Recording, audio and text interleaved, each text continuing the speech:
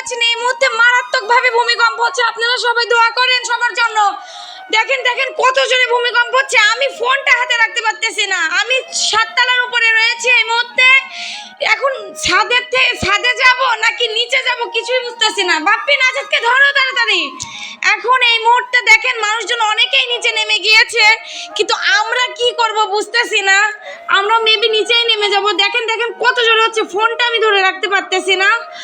উফ, লা ইলাহা ইল্লা আনতা সুবহানাকা ইন্নী কুনতু মিনাজ জালিমিন, লা ইলাহা ইল্লা আনতা সুবহানাকা ইন্নী কুনতু মিনাজ জালিমিন। দর্শক আপনারা দেখতে থাকুন। আল্লাহ আল্লাহ গো, কি করব আমি কিছুই বুঝতেছি না।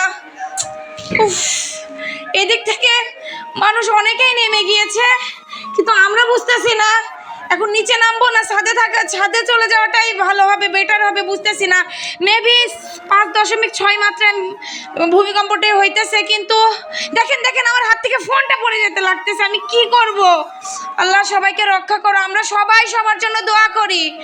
হ্যাঁ, আমরা সবাই সবার জন্য দোয়া করি। ইনশাআল্লাহ আল্লাহ আমাদেরকে রক্ষা করবে। দেখেন দেখেন দেখেন কীরকম ফোনটা নড়তেছে।